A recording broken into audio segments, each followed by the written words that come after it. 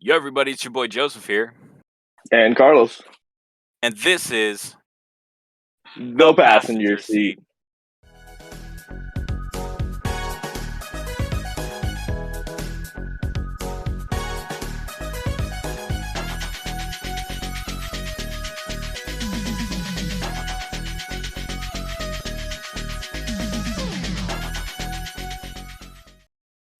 Mhm. Dun, dun, dun, dun. Dun, Hey, dun, dun, everybody. dun, dun, dun, dun, dun, dun, dun, dun. I was trying to sing the Okay. theme song.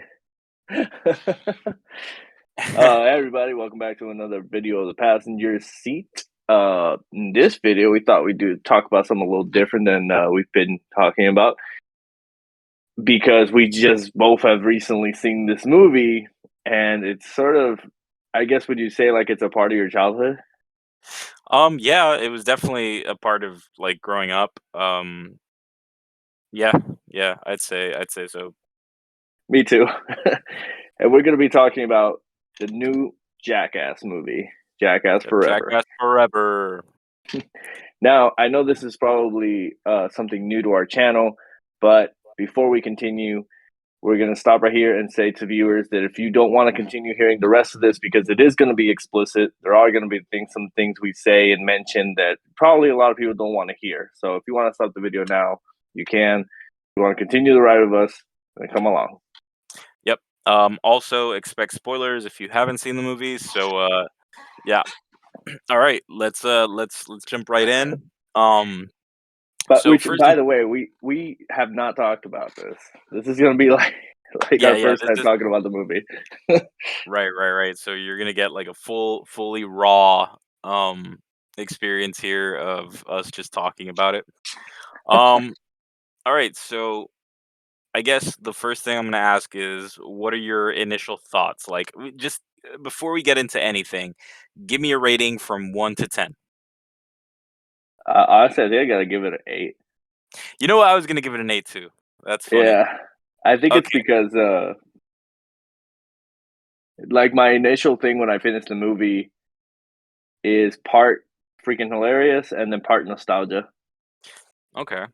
Well, for me, the thing about the movie was like it's funny. Yeah, it's hilarious, but it loses. It's like since we're already on the fourth one, it's already like lost its appeal. And I say fourth, but you know that there was what was the name of that movie? Dirty Grandpa, or Oh yeah, but that was yeah. yeah, that was something different. Even though that was something different, it was like a side thing. It still has like the characteristics of a typical Jackass movie. And so, you rinse repeat the formula, and honestly, the fourth one, it's still funny. You're gonna be laughing your ass off, but it loses that value. Like after watching that so many times, they're like, okay, well, it's a little bit of the same. So Yeah, especially because a lot of these guys are getting a little too old, I mean, so they're pushing that. I think that made it funnier in any case. The fact that these guys are like in their 50s, and you're just there like, how do you even think of still doing stuff like this? How do you wake up and go like, "Oh yeah, you know what? I'm gonna let my ass get rammed by a bull." Like yeah, that's on my to-do list. Um Yeah, I gotta start from the beginning because I. It was such a funny introduction to the movie. you're It's right, you're just right, like you're right. this, like picture like a Godzilla type world, I guess, like the city, and then all of a sudden the monster comes and everyone's like running. And I just found it so funny though, because the monster is like, because everything's sort of like the size of a toy. Yeah. Like they used to do with like the Power Rangers, where they make like these maquettes and use the toys to like sorta Oh simulate it. man. And they had this dude have his penis colored and designed like Godzilla, and it was just a so So stupid. so a little bit of context, it's Chris Pontius's penis, the one they use and they dress it up as like a Godzilla-esque. monster, and it's roaming. It's funny because it doesn't have feet. It's just the balls. The balls. It's like this. It's like, It's so dumb. Uh, um, man, yeah, that intro part was hilarious. The I don't know. They really get creative with the things that they do. I think I don't know I don't know if it all comes from the mind of Jeff, or is it just like between all of them they just start throwing out like the craziest ideas they can come up with, and then probably. so obviously the most notable thing about this movie is the fact that Bam Margera isn't in it. Mm, yeah, Um he's got a whole thing going on with that. yeah. Uh I mean, I don't know. I just think maybe this movie wouldn't have been great for him to be in with his current situation. Maybe it's just good that he just stayed out of it. Yeah, I mean, it's obviously we've always seen him in every Jackass film, so it's kind of weird. But at the same time, um, Johnny Knoxville, even though everything was, you get hurt a lot in this movie, and back then it was a lot different. Back then, every cast member did drugs and alcohol and all this stuff to get through the stunts. But this time, Johnny Knoxville wanted everyone to be clean. He didn't want anyone in the film to be using drugs and alcohol. And unfortunately, Bam is in a like I guess dangerous place right now for himself, and he didn't want Yeah, to be part of the movie. yeah. Um.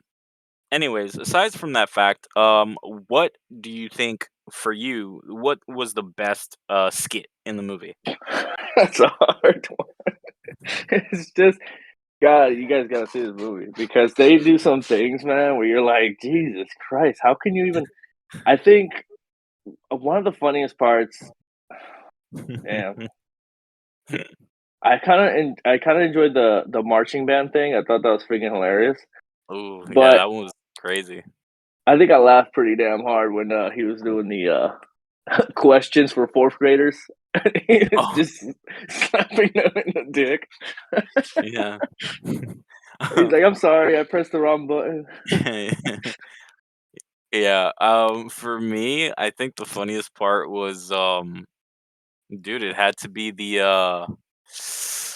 oh, well, I wouldn't know if okay, so the funniest part for me, for sure, was the part where they put their their dicks between, like, this like, the glass, and And it it's got like this thin.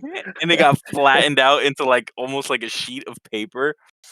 It was like their dicks were paper thin, and then they just started playing around with that. Dude, I laughed so hard because in my mind, I was like, "I didn't even know that that our dicks could do that." So, Uh, I I was like just the. like Oh, there was a lot of good parts, man. I love it when they pull pranks on people. Like mhm. they're waiting for Steve-O to get out of his trailer, and Yeah. they send his volleyball to his face. That's always hilarious. Dude, what's this one guy's name? I That's another person we forgot to mention too, and his part was, like, so critical, I think, in the movie. The guy who got who got hit in the nuts over and over and over. Oh, what was his name? Oh man, I can't remember. I can't remember. He was actually very how would you say this? He was in the movie a lot. Like he actually had Mhm. a lot of roles in the movie. But yeah, there was this whole scene where if you guys remember from the start of Jackass when It's the cup test. Johnny Knoxville did the cup test with a bunch of kids who kicked him in the nuts. Well, we have this one guy who just basically does a cup test but with different things. It's like a cup test 2.0 where basically he tries the the heavyweight. Yeah, the boxer. Yeah, no, he's an MMA fighter. Oh yeah, yeah, and I love it when the other guy starts reading on the phone. Like the Yeah. hardest punch ever was. It's funny because they told him it was a lightweight, a Yeah, featherweight or they did. something, and Yeah, then they did. when the guy comes out and he looks, he's like, "That's not a featherweight." Oh man, when he punched him, you could tell the guy was shaking and everything. He Like it was painful. dude. So there's that. There's, the pro NFL, NFL, I mean, NHL, player. I was so surprised, dude. I was honestly very I was like, "This guy has such great marksmanship." I I couldn't believe it. I said, "Wow, imagine hitting right at the bullseye with a hockey puck." It's like, um, I and guess the then more thing is, imagine getting hit by a hockey puck there. you I had you had the professional softball player. that was Um, funny. yeah, no, she was great. She was hilarious. And then because he would the thing is about that part is that he would keep dodging, and it's like, dude, stay Mm, there. mm. And then obviously the last one, which was Oh my god, the pogo stick. I saw that and I couldn't. I was just there like, no, no, no. You No, couldn't. actually, it's funny that you say that because one of the parts where I was like, "You couldn't pay me to do that," or I would. The part where I said that, like, "Oh, if that was me, I would quit. I'm done." Was the part with the bear. Oh, I really? was like, "Yeah," and that I was like, "Yo, whoa, whoa!" Like, I don't know how that guy did not get up and have like shit over his pants. Yeah, man. I don't know. The bear part for me wasn't that bad. Oh, because it wasn't you. No, but I mean, I don't know. I out of all the things, if I had to choose between pogo stick to my nuts or the bear, I think I would have chosen the bear. Oh That's just yeah. me. Yeah. I feel like I'm forgetting actually that Steve-O did something in this movie that was pretty crazy. What did Steve-O Mm. do? You mean the bees? Oh, Yo, oh, yo. how could I forget, dude? That's a stunt. See, here's the thing. I think Steve-O must have the power, even though he's sober, he must have the power to tap into the feeling of being coked. Because Right. there's no possible way that a sober man would literally do that, you know?